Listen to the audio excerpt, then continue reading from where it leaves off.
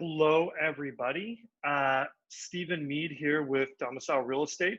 I know it's a little bit late today, and we're chatting with you about how is the market doing. And before I start, I want to say something kind of interesting. So most agents that are pretty good, and by pretty good, I mean almost all of them, if they are working with buyers, they will have a pretty good sort of instinctual feel for the market, right? And that means like, for example, this past week I have a client who's looking in a very competitive price range, sort of this $600 to $650,000 single family home in Orange County price range, right? Like that's sort of like the bread and butter of entry level single family homes. And pretty much every single property that he wants to look at has multiple bids within 4 days. And if you'll remember last week, one of the things we were talking about was that our absorption rate just spiked, right? And I kind of made a little comment like, gee, I wonder what's going to happen next week. Well, to kind of give you a little preview of what's to come, a lot has happened in a week, and we kind of have some updated information. I also remember talking about being very interested in what was going to happen with sort of, some of the protests, some of the violence, some of the curfew, like was that going to affect home buying by an appreciable amount? So, once again, this is about the Southern California housing market, which for the purposes of this, we run our statistics in Los Angeles and Orange counties. And we run our prices. We divide it into two price categories, $1 million and under, and then $1 to $2 million. And just a reminder that $1 to $2 million is a change starting with our stats for the week of May 19th. So without further ado, I'm going to kind of jump into the numbers. Those of you guys who watch me every week know that we start off with this idea of, looking at what are the new escrows that have come up on the market. So new listings rather. So this is our supply side of the equation. So if we look here, the light orange is our new data for the week of 6/2. So this is the week of June 2nd through June 8th. So that's the reason why if you're looking at the title of this, it says SoCal housing market update for as of June 8th. That's because these stats are through yesterday. So if we look at our under $1 million category, what do we see?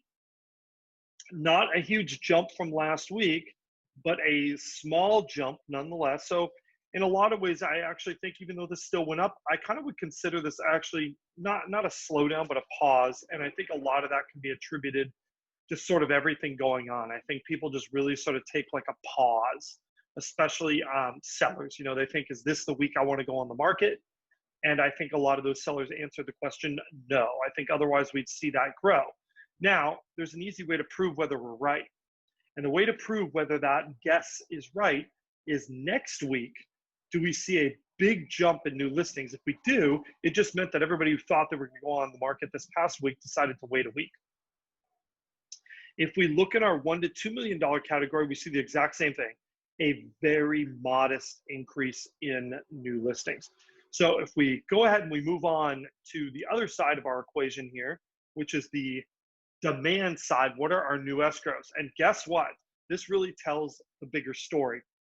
And that is, boy, we definitely saw a little bit of a decline week over week. Now, admittedly, we're still way higher than we normally are. And I think a lot of this is exactly attributable to that effect. People have been glued to their TVs. They've been on social media. They have been doing a lot of things other than think about buying a house. And before I continue, I want to talk about something I mentioned before. And every week I feel like we get a little bit more evidence of this being the case. That is this notion that buyers are very affected by sort of in the moment consumer confidence right now. And I think that's very true. So for example, news comes out about a vaccine, new escrows goes up. News comes out that there's a new hotspot for COVID-19, or that there's riots in the streets, or that people are being killed, businesses are being burned, new escrows goes down. And I think we are seeing a market where demand is sort of almost instantaneously changing based on some of these things. And there doesn't seem to be a lot of memory for it.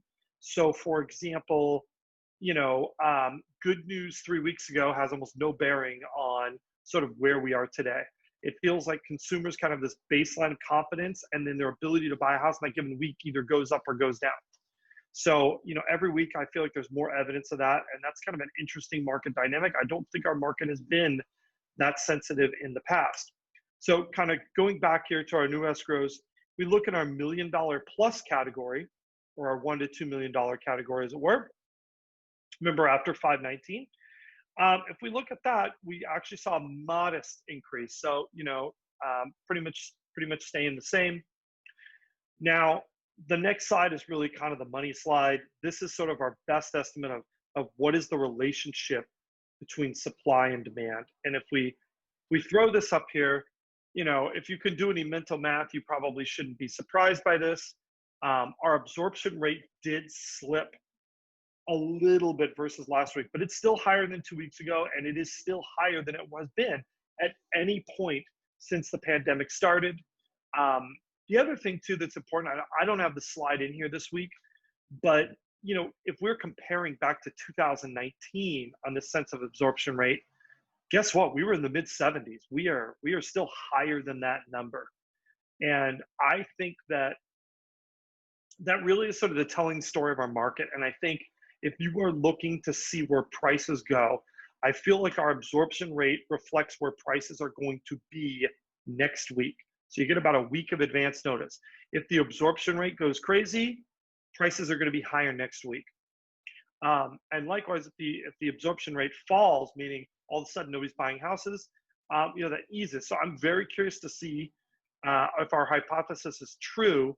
I think we may have a bit of a compounding effect next week, because I think we have a bunch of pent-up demand, both in new listings and in terms of people holding off on going into escrow. If we look in our $1 to $2 million range, things are just holding steady, not much of a change there. Because we have just entered the month of June, I have a fun little statistic, right? And that is, I thought, why don't we track the first week of the month compared to last year in terms of closed sales? And if we look at this chart here, you see kind of an interesting story, right? Blue is 2019. And again, just as a reminder, this is for Orange and Los Angeles counties under $1 million. We saw 2020 was actually looking better than 2019 through March. And then April, May, and June have happened. But, if you look at this, we were down 50% basically for the month of May in terms of closed sales. But for that first week of June, guess what? That number's already creeping up now, only down about 40%. So we improved quite a bit. And if we kind of show this in chart form, I think the trend is clear, right? We were doing better, over 100%. Then things just started to take a dive. But guess what? They've already bounced back.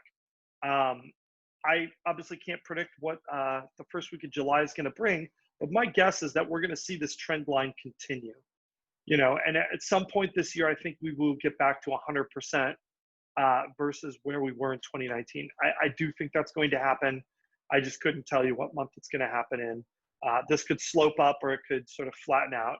We're just not quite sure. I think this is the biggest change this week. And you'll notice last week I talked about our absorption rate skyrocketed to the mid 80s, which meant that tons more buyers were coming into the market than sellers were bringing new listings. And guess what? Lo and behold, we had an $8,000 average pending list price increase week over week. And just to give you a reference point, that is over a 1% change in a 1 week period of time. Now, I apologize, this graph doesn't really illustrate these changes maybe as clearly as I would like. If anyone has any hints on using Google Docs and making the charts look a little clearer, I'm sort of all ears, but look at how far we've come from the bottom. So when this number bottomed out for the week of 4/6, we were at 597. We have moved, just to give everybody an idea, we have moved $25,000 from that point. And to give you a perspective on percentages, because everybody wants to talk about what percentage our home price is moving, 25,000 is already a lot in sort of a 2-month period of time. But if we look at sort of as a percentage, 25,000 that is roughly, let's see, so that is roughly a 4% change in our pricing, in our average pending list price. 4% in 2 months. I mean, that's a pretty dramatic number. I don't think that's going to continue, because the reality is that 597 number, that was kind of a blip. That was sort of a panic post stay-at-home order. Sellers renegotiated their deals. They were afraid their buyers were going to walk. I feel like that number, we bounced off that pretty quickly. So I don't think we're going to continue at this pace of 4% in 2 months, or 2% a month. That'd be 24% for the year. I just don't see that kind of change continuing to the future. But sometimes the future can prove the best of us wrong. But I don't really see that happening. And again, this is our under $1 million category. I want to take just a second here before I go over our $1 to $2 million numbers, and just talk a little bit for a second about prices and what this number means. This is the average pending list price. So this is, again, I've said this a bunch of times, this number is the best number to track for the most up-to-date information on prices. But I think it's important to understand there are a couple limitations. Number one, this is an average number across Los Angeles and Orange counties, across condos and single family, anything under $1 million. And the reason why I give you a word of caution is, I've said this a couple times, if you had 5 new listings come up in your neighborhood yet last week, guess what? Your neighborhood is getting a price reduction. You can't discount how much sometimes these localized effects. And likewise, if your neighborhood has no houses for sale in it and you have a turnkey magazine ready home, guess what? Right now, if you were looking to test the market with a high price, do it.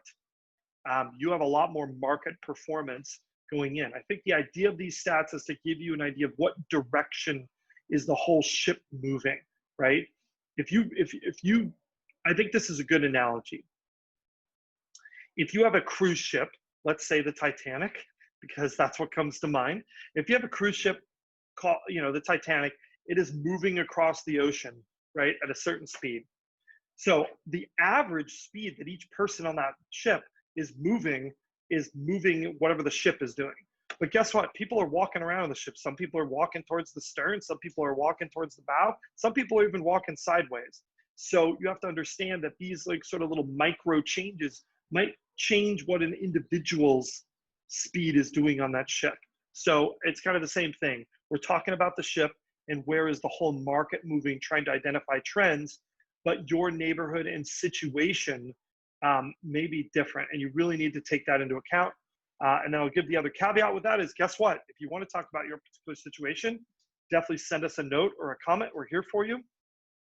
Now, if we jump to our $1 to $2 million price range, and since we did that, we really get better numbers.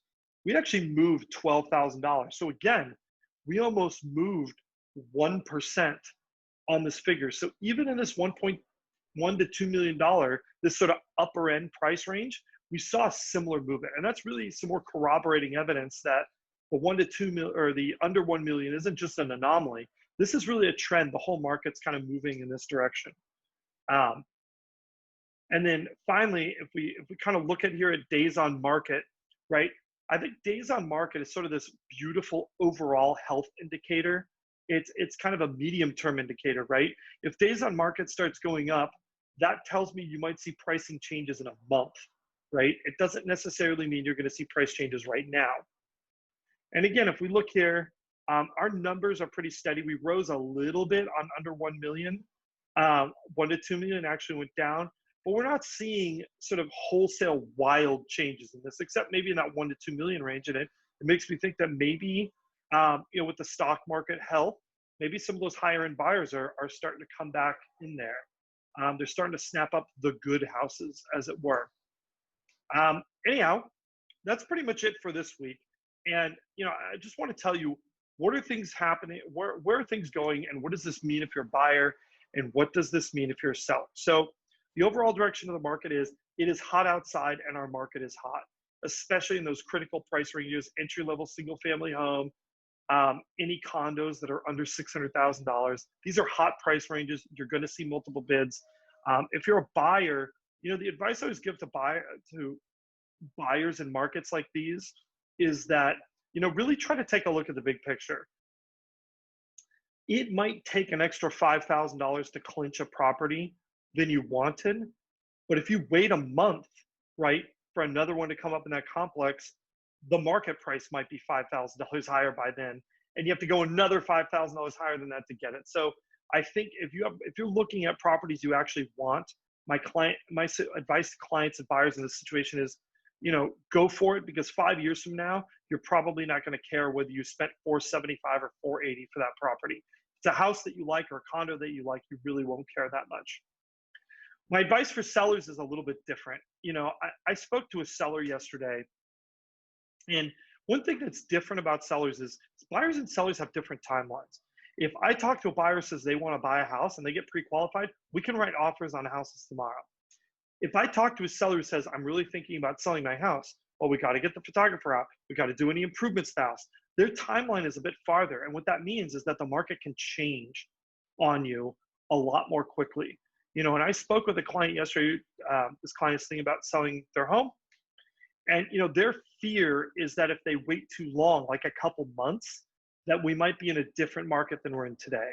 And the advice I always tell people is this: I can tell you what kind of market we're in today. I can tell you how much I think your house is worth today in your neighborhood.